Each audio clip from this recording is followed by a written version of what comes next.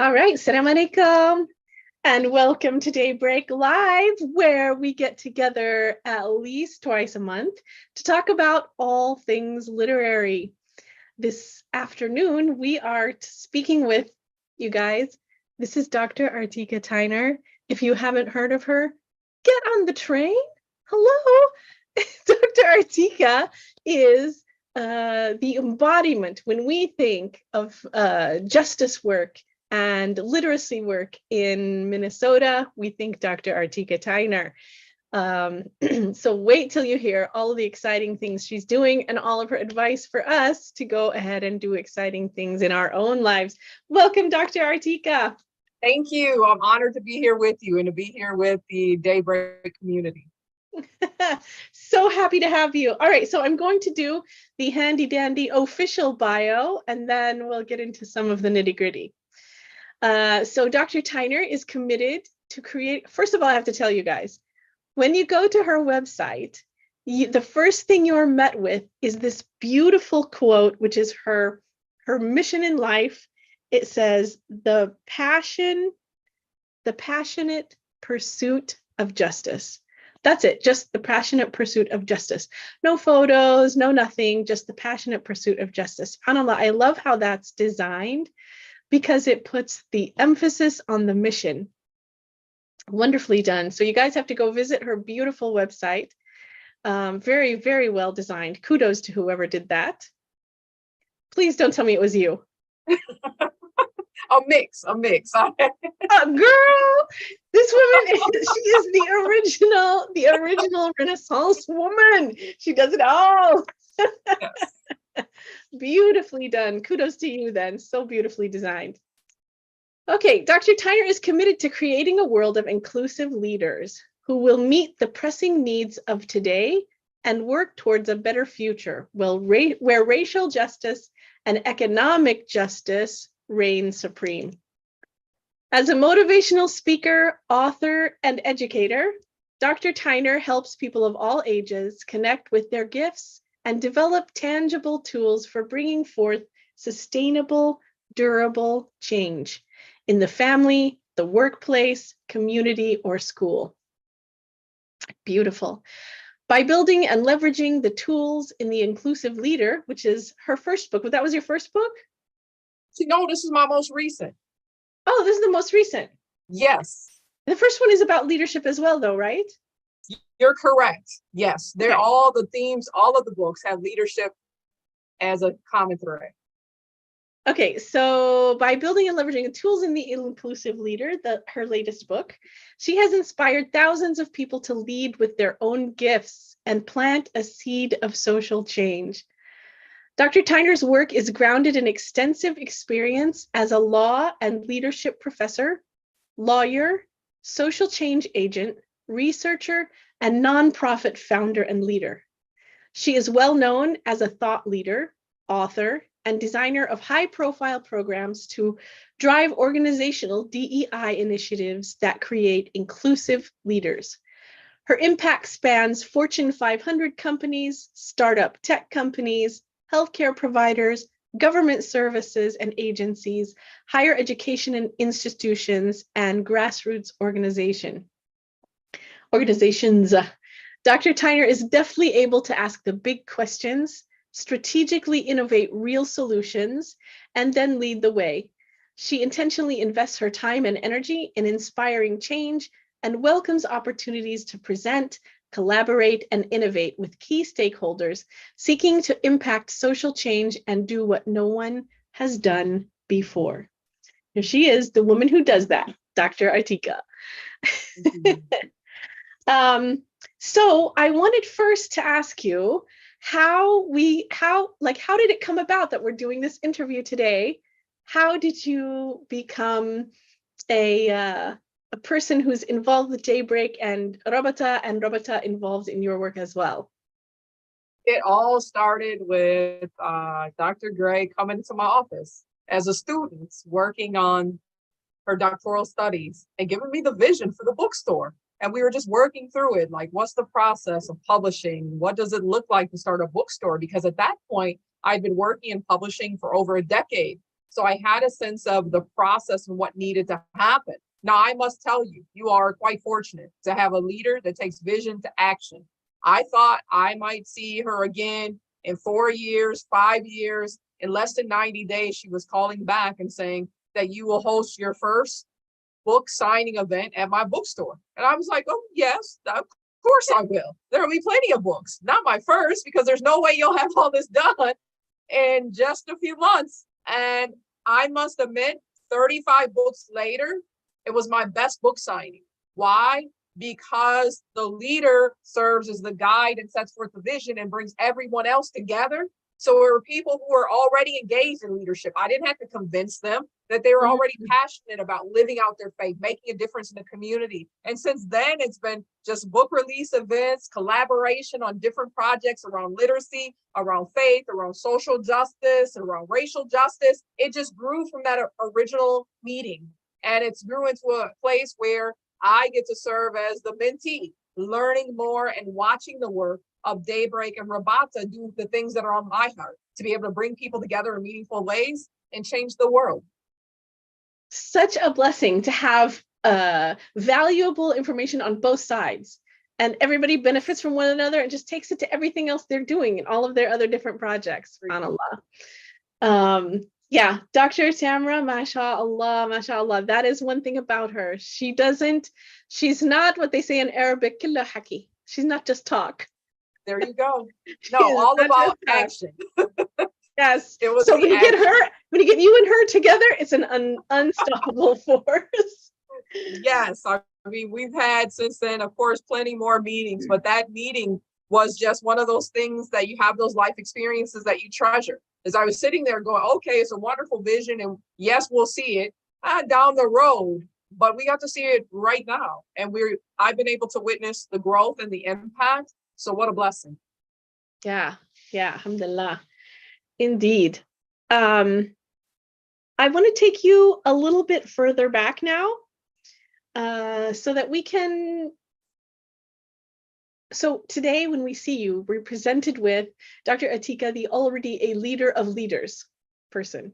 So introduce us to Dr. Artika, the young girl or young woman coming up, and how she came to focus on social justice and literacy, and how you came to be who you are. Well, I know this might be hard for many to believe, but I've been like this since I was a little girl. Like the running joke in my family was she was born talking. I told one of my stories yesterday on the radio interview. I said, my cousin, she called me fish lips. And she was like, her lips are always moving and she always has something to say. So if you can imagine this voice in a 2-year-old, a 4-year-old having discussions with my mother and my family about social justice, about homelessness, about hospital access and healthcare, I've always been like this. But I would say the one thing, I came in the world with a big voice. The one thing that I learned over time was how to take that big voice and learn how to ask the big questions as well. Because that way I can ask the questions that can compel change. I oftentimes tell my students, most of my day, I never use a period. Now, I guess this is the English major in me, and punctuation means so much. That's why the exclamation point confuses me all the time. People are like, hi, exclamation point. I'm like, hold on, I don't think that's how we're supposed to use it. But I digress. I'll put my English major to the side for a moment. But I do not use, definitely not exclamation points too often, and not periods either. I try to lead with questions. By having a question mark, we can go on a journey of inquiry together. We can ask ourselves how we can make a difference in the world in meaningful ways. If I leave everything just as a statement ending with a period, I'm not giving an invitation for others to engage with me on the learning journey and help to visualize how we create change. Commas are also important as well, because that means with each comma, I'm bringing others along with me on the journey to create impact. So that's the English major piece. But before all of these pieces that I'm talking about, there are two major events in my life that impacted who I am today. The first one is I grew up during the war on drugs, and it was undeniable what happened when a community is disenfranchised, when you don't have access to jobs, to a quality education, when you don't have access to good health care. What is going to happen? And we know what happens, chaos. So here we are. I mean, growing up, it was like we're in a different world in the sense that everyone I knew they were entering into the prison gates with mandatory minimums, whether it was my aunts, my uncles, and this reality that all of a sudden it was like key people in my life. It was like a disappearing act, like Houdini came in or something. But I didn't realize until I was older, high school, college age, when they started coming back home, that was the real challenge, because they were coming back home with a permanent scarlet letter that read F for felon. And then as I started to do my research in law school, it's like, it's not just about you, that the impact of America having 5% of the world's population, but nearly a quarter of the world's prison population, that something needed to be done. And at the intersection of race and poverty, I knew that it impacted my community at a higher rate than others, that there were more men, Black men, under the control of the correction system with probation, parole, or incarcerated physically than who were enslaved during the 1800s. It was undeniable that I had to do something, because I restricted access to jobs, housing, and also voting. So the basics of democracy. So when I think about what shaped me, that experience shaped me. I mean, still yet today, people try to introduce me to, do you want a tour of this prison, of this courthouse? I've been to these places since I was a little girl. And my goal is not to go there anymore, that we are creating the type of ecosystems in our community where we can offer support, and that we can create new pipelines to success instead of pipelines to prison. The second thing that impacted me and made me become a civil rights attorney as well was that I grew up in the Rondo community. The Rondo community is one of 1,000 communities across the United States. It's been documented that experience racial removal. You might be saying, Dr. Tyner, what do you mean by that? That our community was displaced with the 1956 Federal Interstate Highway Act. So that meant, in the name of progress, innovation, and this eminent domain. Eminent domain, this progress piece all meant displacement for Black communities. Oftentimes, the federal government found our communities to be the path of least resistance. So you'll notice that where you see a freeway, you see displacement of African Americans. And to the second piece that you just talked about, eminent domain, it meant that, yes, people say, well, you were made whole. No, we weren't. Through eminent domain, the government could take our homes for a purpose and to be impactful with something like a freeway. But it also did not mean that we got the fair market value of our homes. So it interrupted the process and the journey if we were ever going to achieve intergenerational wealth. So I had that injustice in my system too, long before I was born, because my family has lived in the Rondo community for 5 generations. So those pieces shape how I saw the world. That injustice is not something where you just say it's a shame. Injustice is something that you stand up, you speak out, and you seek truth, you seek love, and you seek what we don't like to talk about, atonement. Oh, we like to talk about some general apologies, but atonement requires us to make the individual whole, at least. But it also requires us to redeem our souls from the challenges and the injustices that we've created. Ooh, that's a lot. So I'm going to ask a couple of questions here that are just kind of just stemming from what you just said. First of all, something that I struggle with eternally, and I go away from it, not because I've solved it, but because I can't handle it anymore. And then I come back to it, which is, how do you not just implode from the injustice and the anger and the how do you positively channel all of that without carrying huge unwieldy kind of resentments and hatred? I think that's a daily journey. And I guess that's why somebody with a big voice, I process it also verbally. For instance, case in point, with Rondo, there was a healing ceremony where the Met Council, City Council, Mayor's office, they came and said, we apologize. I didn't say anything in the moment. I just sat down. I never got up from my seat. You know, others got up. They told us whatever our grievance was, write it on a piece of paper. They burn it, and that's the way we purge ourselves. But I said, no, atonement and reconciliation told me that was inadequate. And I finally got a chance to tell my side of the story in a PBS NewsHour story. When I told my truth, I can't cash an apology in the bank. That's an interesting premise. It's a nice starting point, but a process and a journey of restorative justice requires what? Identifying those harms and needs, which then leads to obligations to bring forth change. So for me, I'm able to not harbor hate, although it's all surrounding me, because of the centuries of injustices experienced by our people across the African diaspora. But I make a conscious choice through my faith to say that instead, take that energy and put that towards change. And when I talk about that, that's a change, whether I'm working in the legislature, whether I'm writing a new book, whatever it may be, it's multifaceted for me.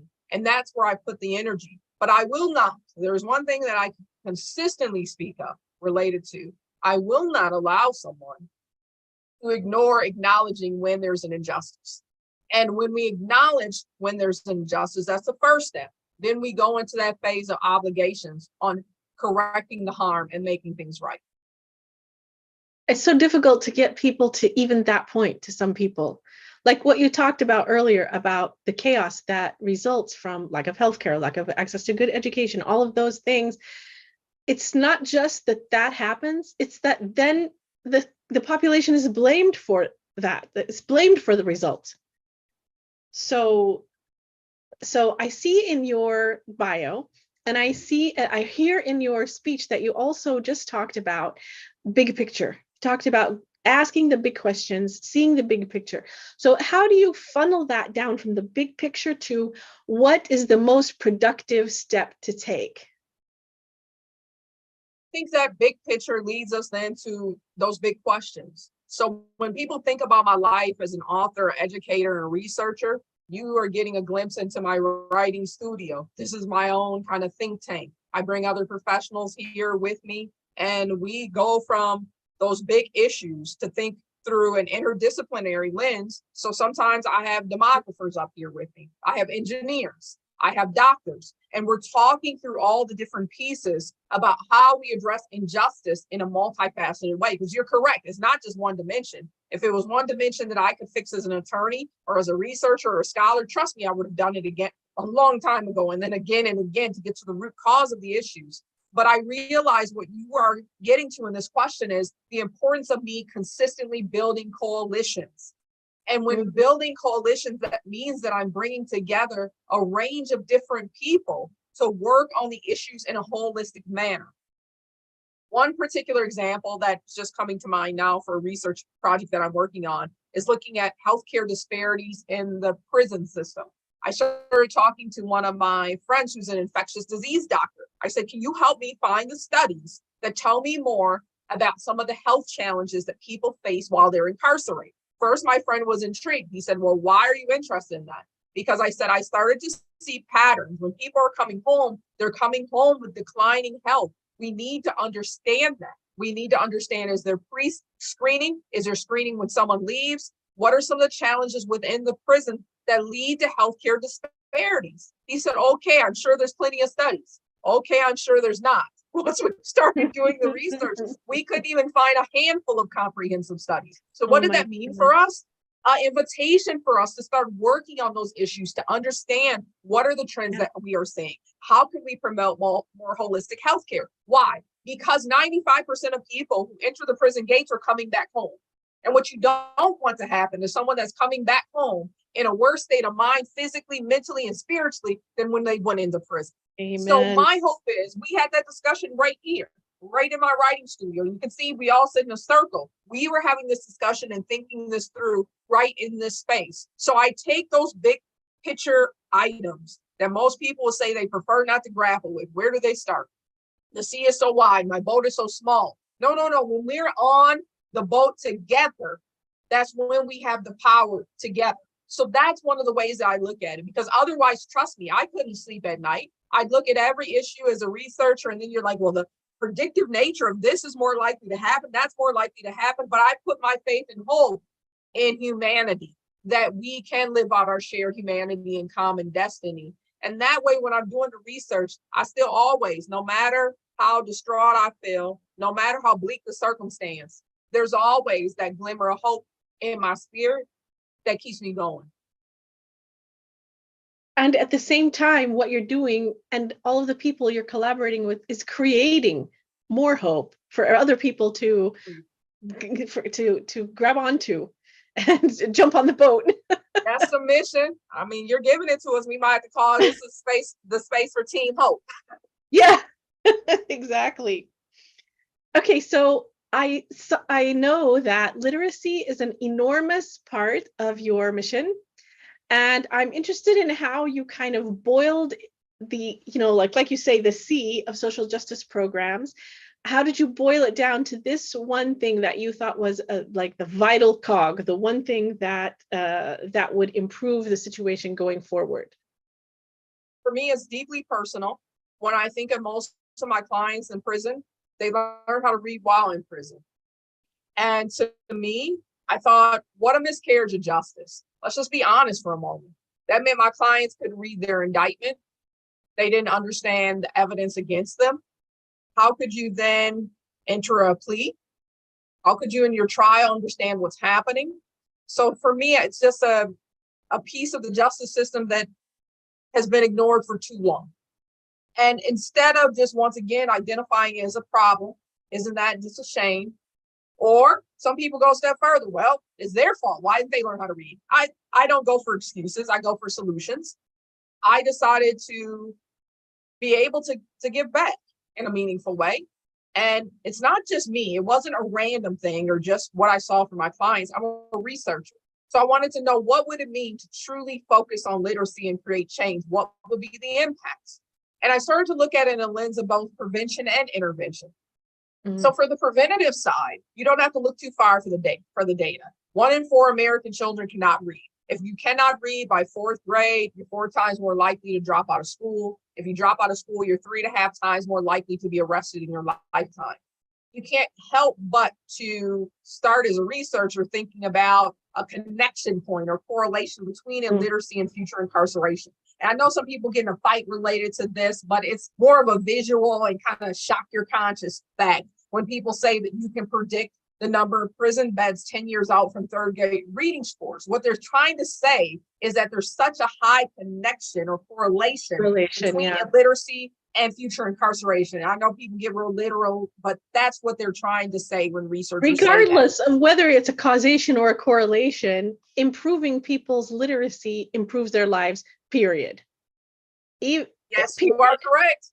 You are correct. So, because I couldn't imagine a world without being able to read. And this is just a little sidebar for me, but if I look at my world was surrounded by books. I was at the Rice Street Library. I was at what we know now as the Rondo Library. I was running after the bookmobile. My life before I traveled and worked throughout Europe, Asia, and Africa, I traveled to the countries through books. Before I learned all my language skills through my Chinese immersion program, I was reading my books in Mandarin to build up my skills.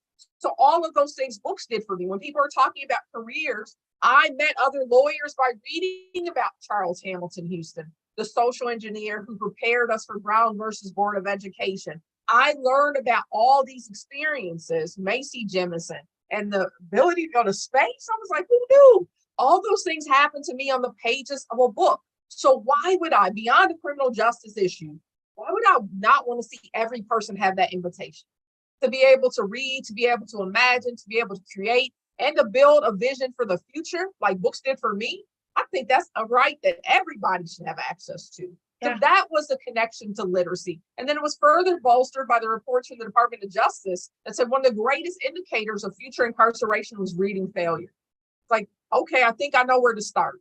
I can start here by supporting literacy and reading initiatives with the hope, not just about my work as a civil rights attorney for ending mass incarceration. That's a bonus. But for the hope that we can bring people together to think critically, to think ethically, and to think about change, which will then compel us to action. Wow, what a win for humanity. Yeah. Wow. Everybody should hear this. I mean, this should be mandatory viewing for everybody. Okay, so now I'm going to switch gears a little bit. We're going to go to the writing side. So my question is, how are you so prolific with all of the other things you do? Like, teach us how to be that prolific when you're so busy in other parts of your life. Writing is my medicine. It really touches my soul. Writing helps me to see the world with more clarity because it means that I get to ask questions and find ways to explore the answers in meaningful ways. Like, for instance, I was just at a youth program teaching this morning, and I handed out my book on Sarah Keys Evans. And the young people, no one had heard of her, but someone said, oh, once I said she was before Rosa Parks. Before Rosa Parks, she basically handed that baton to Rosa Parks because she did that, to give up her seat, and she was fully in military uniform. And she said, what an injustice. And she refused to comply with these boundaries of segregation and public transportation and helped to lay the foundation for the Montgomery bus boycott. And so here I am helping the young people see the light bulb going on, connecting the dots. And what we're able to do then is connecting the dots. They'll now read the book this evening. And then they'll have a sense, they'll be able to tell their parents, before Rosa Parks, there was Sarah Keys Evans, and she was making a stand for justice, making a stand for freedom. So in that way, what books can do, and I can't even say for someone else, what they do for me is give me direction. I go through the lens of when I'm writing books of understanding other folks' leadership. What was their journey? What inspired them? So now I'm doing a book related to how do we build stronger ecosystems? How can we support and build those vibrant communities? So I'm looking at Fannie Lou Hamer. And I'll just tell you a little secret.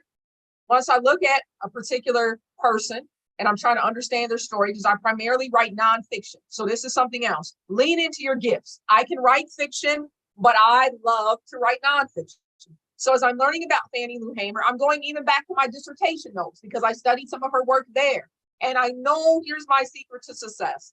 I know when I'm on the right track with understanding someone's leadership journey, when I can hear their voice, I can hear a sense of them saying, this is why I did it, as I'm reading and engaging with the work.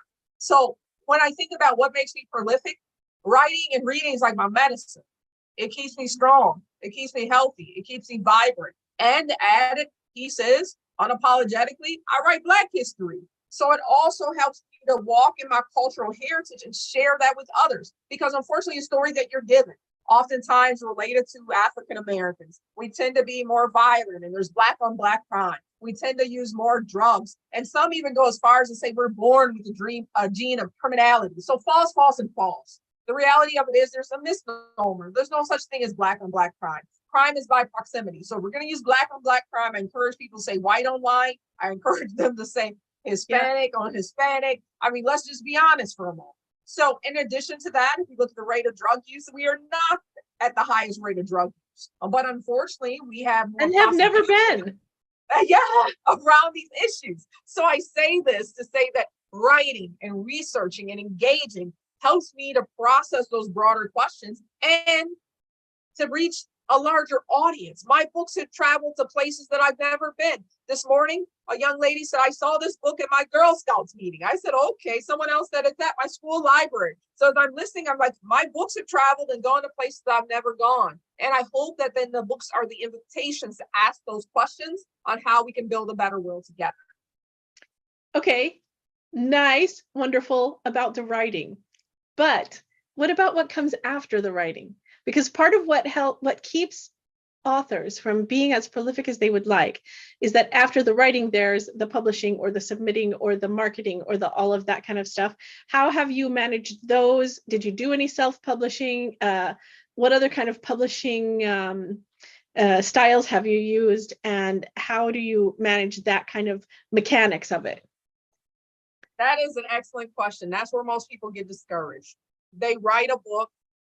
They don't know what to do next, but here it is. I would say writing the book, although it's a labor of love, it is an intense journey. Trust me, that's the 10%. The 90% is getting that book to market and getting it to your audience. I was just coaching and mentoring someone just a few days ago, and he said, well, I want to write this book. I said, write it, but also know your next step after you're done writing is to figure out where your audience, where are they? And where will you find them? And how will you engage with them? So he was working on a crime thriller. I said, okay, it might mean that you need to go to BookerCon, the national conference around mystery and thrillers. Connect with other people then in your genre that share the same background and passion. And then potentially Another piece that I always encourage people, have a writing circle. That way you can share information and knowledge. It's the same coalition building that I use for public policy. I use it in my writing, because then I'll say, hey, I wrote this book and I think it would reach, and I'm just saying this hypothetically, for, let's say it's a children's book, and I think it's good for Penguin, but someone else might say, nah, I think it's more guided towards social emotional learning, anti-racist education. What if it's for free spirit instead? And you're going, okay. So I also believe you have to be in community to share ideas. So I've done a mix. I have worked independently and created my own publishing company, but primarily there I'm focusing on getting other first-time writers off the ground and teaching them the business. I've also worked through writing competitions. I won at least 2 writing competitions, no, 3. I won 3 writing competitions. So so that meant that they went directly, to the same publishing channel. So that was a great way to start getting the books out there. I also do write for hire contracts. So when there is specific content and someone's looking for an expert in that area, I'll write that book. I'm now taking the next phase of my work to work with an agent to be able to say, okay, here's the manuscripts. I'm working a few of the manuscripts that will be exclusively for my agent to shop around in the market. Just in a way, for me, I don't have the capacity to do all these pieces, as you're talking about, civil rights attorney, writer, nonprofit leader. Let's be honest, I can't do everything. So the other things, I also have my agent help to find the appropriate placement for some of the books as well. So you can see it's a multifaceted approach. Depends on the book, depends on what you want to achieve with it. But everything, I would say, it's equally important as writing, is having a strategy around it. I noticed in your collection of books that you've written 4 series. There's Read Woke Books. Is that a publisher? Read Woke is published by Learner Publishing. Okay, and then some of them are from Learner, and I saw Alternator Books and First But Forgotten series. Did those people contact you? How did you, are you one among many, or is it your voice only that's in those? But they're separate ones. They're like, each one is like a biography of a certain person or a certain topic. Yeah, so those series that you're referring to, you refer to 2 that are from Learner and then 1 that's from Capstone. And a part of, I believe, my immediate connection to all 3 of those series was that I was a content expert. So what I would tell people and encourage them to do is, 1, figure out where you want to be that expert. Where do you want to shine? And when you mentioned website, yes, I was very intentional about my website, about making sure that I was showing up in the SEO and all these pieces. I learned a whole new vocabulary working on that website. And because I really had to focus on, if someone's looking for a person that writes about civil rights history, a person who is committed to social justice, I wanted to be the first person they find on Google. I didn't want to have to search any further. I wanted to say, Dr. Tyner is right here. Yeah, she's ready to go. So that's why I keep telling authors to make sure your whole package is ready. They should be able to. So a lot of the book projects, people have found me. They've sent out, they said, could you review this book? Can you write the back matter for this book? Because they searched on those keywords: civil rights, Black history, leadership. And those are the words that I made sure aligned with my SEO. That way, when they're putting me in a search or putting search words in, I'm the one coming at the top of the list. So it's important, I would say, for anyone thinking about writing, what is your brand and who is your audience? And being able to know that and understand, because far too many people, whether I'm working with coaching businesses or doing consulting work, they just tell me their clients, everyone. That's false. My books, yes, everyone might pick them up. But clearly, my books attract a certain audience. My books attract people who are interested in leadership. Because of my doctoral studies, what did I study? Patterns in leadership. It attracts people who are interested in civil and human rights. It attracts people specifically that are related to Black history, related to women in history. So I want you to think about who is the audience that you attract and make sure you align your brand around those different pieces, whether it's my Instagram, all the pieces. And that needs to be done ideally before you even start writing. But as you're writing and after you're done along, as you go along, but it needs to be something that people are cognizant of, that there is an audience, a specific audience, and you need to make sure that you're able to connect with them you don't want to just go blah, blah, blah, blah, and connect with everybody. The more you, Yes. the wider you cast your net, the less effective it is in those cases. And there's a book, you can tell I'm a book lover, so let me give you a book that can help with that. Read a book about, it's by Michael Hyatt. It's called How to Get Noticed in a Noisy World. How to Get Noticed in a Noisy World.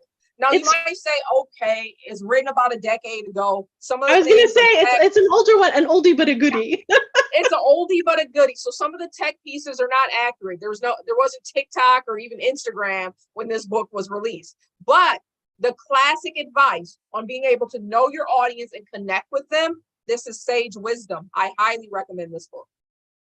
Yes, that and the other piece of sage wisdom that I usually give, you've also touched on, which is networking. Go to those conferences, meet other people, create projects together, have a writing circle, all of that kind of stuff.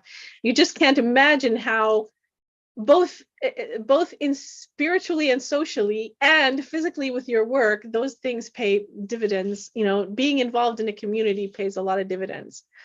Free. Okay, so I have one last question before we go to Stop the Presses, which we didn't tell you about because we wanted to get your first reaction to. So hang on a second, I'll tell you about that. But I wanted to talk to you about, I just finished Isabella Wilkerson's The Warmth of Other Suns and Cast. Have you read them? I have. Okay, so I read Cast first, and then I read The Warmth of Other Suns. And I was glad, even though they were written the opposite, I was glad that I read them that way. I understand. So my question is, now I have this burning social justice focus in this area, Black history, and mostly the lack of distance between ourselves and Jim Crow, for example, and what that really meant. It didn't just mean you can't drink from this fountain. It didn't, people in the Great Migration didn't go north, they escaped north, even though it was in the 1940s, the 1950s. But I feel a hesitation to write about or speak about or teach about such a thing, feeling that I might be stepping out of my lane. Talk to me about that kind of stuff. I don't think there's any lane. This is American history. So it's our responsibility to grapple with what that means and our story of origin. Let me just put it in context. I took my students, and I had a pledge, as many students that I could take, I was going to take them to Africa and Ghana in particular to go to the slave castles. I had to realize that I wasn't effective as a teacher when I ended up at the slave castle with one student, and I just felt compelled to ask this question. I said, is it the fact that slavery lasted for 400 years, or was it 400 years ago? Now, I expected the student had to answer. Student right away said, well, it was 400 years ago.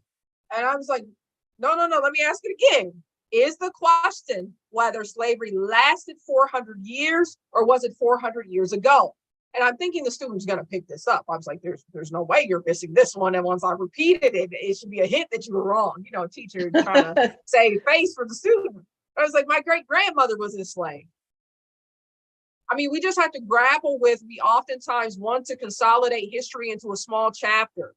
We'll say, okay, there's abolishment of slavery, Reconstruction, peak of Jim Crow, which means then that there was a Dr. King, and then Rosa Parks, Montgomery bus boycott over a year that leads to ending segregation on buses. And then we had Barack Obama. So I believe it's everyone's responsibility to correct history and help to fill in those missing chapters. And it would help us understand some of the conversations that we need to have today around reparative justice, the how and the why. As you see people's responses, clearly they believe that slavery then was 400 years ago. Pull yourself up by your bootstraps. We all worked hard, but without the context, you don't understand the content of history and what our responsibility is for all of us to create change. So I do not believe that it's a misstep for any one person to join in on this conversation, because it's a learning journey for us all. And just to clarify why I say this, and I'll make it personal for a moment, until I wrote the book, The Inclusive Leader, and went on this kind of journey of reflection to say, what was your understanding of race, of culture, of ethnicity? Are they all the same? And I had asked myself the question over and over again. No, they're not all the same. We know race is a social construct. We know culture is something that we create, and ethnicity can be identified by culture, from language, from food, whatever it may be. But that race has no basis in biology or anything else. But yet we hold on to it like it's the only truth that we know about each other, despite the fact that our DNA is 99.99% similar because we're part of the human race, right? So I had to grapple with that. And I remember in one of the chapters, a piece in particular that I had to think about, it was the diversity wheel. It just gives a different dimensions of what diversity means, whether it's about religion, about work, around ethnicity and culture. And then one of the exercises I challenge people to do is to pick your top 3 identifiers. And so I was in just a personal experience where I felt that someone was clearly being discriminatory against me based upon race. And sometimes you can't always call it out, those periods. You got to come up with a question. So I wanted to see where the person's frame of mind was. So I pulled out that diversity wheel as an exercise. It's in the middle of a business meeting. So I said, well, help me to understand, because I want to understand how you see me. If you look at this diversity wheel, what do you think my first identifier is? And the person's looking at me like it's obvious, it's race, because the person kept critiquing me and said, all I talk about is race and racial injustice. And I was like, I think that's my body of research, so I better be proficient in it. But let's engage this a little bit more. And I think the part that really broke my heart, I was in a faith-based institution. And I had hoped by then that the faith-based institution would have understood one key thing. My first identifier is my faith. I learned about Black history as a college student, as an adult. The first thing my grandparents were teaching us is how to memorize scriptures. My grandma was a gospel singer. She was teaching us hymnals. I learned the Black national anthem as an adult. So isn't it very strange, the assumptions we have about each other? And isn't it even stranger that individual, if we both allegedly share the same faith, that we couldn't see each other as two people, a part of a faith community? And when I just started to think about that, I was like, we have a lot to unpack. So that's why I believe it's everybody's in. Everyone's responsibility to grapple with both learning by reading things like The Warmth of Other Suns and Caste, but also unlearning all the premises, all the prejudice, all the biases that we've held true for so long that were unchecked. Yeah. Yeah. I feel from you, not just an opportunity for everyone, but responsibility for everyone. Responsibility for everyone. SubhanAllah. All right. Are you ready for Stop the Presses? Stop the Presses is a segment where we stop talking about all things literary and all things intellectual, and we ask you 3 random questions to get to know you as a person. Love it. All right. So the first one we're going to ask today is, tell us about when you learned to drive. Oh, when I learned to drive, my whole family was scared because there's no way. And here's the running joke. My brother was like, she has no sense of balance. She never learned how to ride a bike and she can't skate. So how is she going to balance the car? But see, my brother, that's why you can't speak negativity. My mother made him my teacher. And in the end, he made me a good driver. Oh, beautiful. You should send him this link so that he can see how well you speak of him. Beautiful. Okay. All right. So your second question is, what major historical event took place the year you were born? Major historical event that took place the year I was born. I'm trying to think. Well, I can make it criminal justice. I was trying to think of something fun and celebrity-like, but here's my world as a researcher. The year that I was born, you saw some of the greatest challenges as people were talking about the war on poverty, but also then translating into the war on drugs. So I was born in the peak of those changes of those policies and pivoting from anti-poverty efforts to criminalizing poverty. I'm going to kind of expand it. What TV shows did you see as a youngster that that reinforced your idea of social justice? As a youngster, that's a good one. Let me see, which TV shows moved me? Well, actually, I'll tell you one. I really love the Jeffersons because the Jeffersons gave an image of a Black upper middle class family. Most of the sitcoms growing up were related to families struggling in poverty. And so you're watching George and Weezy go on this journey to say, moving on up.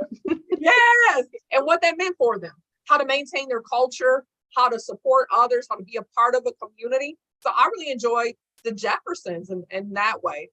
Just that I like that connection. they showed those challenges as challenges. Yes. They could have just, skimmed over it and be like, oh, look, I'm rich, but they did add that realistic. That's a big one for me. And then if you talk about movies, hands down, you can get me to watch Rocky over and over again. And then when they created Creed, I'm like, where's Creed 4? It was just something about that fighting against injustice, the build up. I watch Rocky marathons every time I'm on holiday. So that's my movie series, Rocky. You're going to be as shocked as my husband. I've never seen a Rocky movie. What? Yeah, never seen. I think there was Rocky, and it was also hyped. And then there was, what were those ones that came after that Sylvester Stallone was in? Rambo. Oh, and yes. So, Rambo kind of, too. I don't know. I just wasn't enamored of the idea of Rambo, which obviously I didn't really know what the plot was. I just knew that he was this big, shoot 'em up guy. And so I think it colored my idea of Rocky. So now I have to no. Fresh start. Rocky is about beating the odds, building your self-confidence. I was just watching Creed, the next series of Creed on my flight coming home from LA. I was all into it. I almost jumped out of my seat. We've got to fight that injustice. Like, I can fly this. So you're getting a glimpse then that I love boxing. I got that from my grandfather. He used to say, like in our prayers, he always brought in boxing in some way. He was praying about the match. Like one time, everyone's like, did he just say? He was like, yeah, I pray, over the food and blessings over the food. And I pray that Tyson doesn't Ruddock out. Grace. Oh my gosh. Natural for my grandfather, because boxing always has this bigger beat the injustice. Tap into the courage when courage is all gone. You have to still tap into that courage to win. So I just feel oftentimes that boxing is a metaphor of my life. So with Creed, I was like, yes, Creed, you have to do this. And you have to fight again. So boxing has that kind of, it's always the underdog fighting to be able to come at the same level and defeat, become the heavyweight championship of the world, right? So it's the same thing. So I will tell you, I'd probably watch every Muhammad Ali movie. See, you're learning more about me than anybody. Yes, because that piece is very important to me, of that sense of when it looks like you're completely defeated, boxing always shows you that you can get up and start again. Yeah, in all the areas, in all the ways. Okay, ready for this one? This one is really just trivial but fun. Hand washing or dishwasher? Oh, my family likes dishwasher. And that's primarily because mother sanitized dishes like 5 times. She goes over and over and over again. I prefer hand washing. I think it's much faster. Oh, interesting. I do.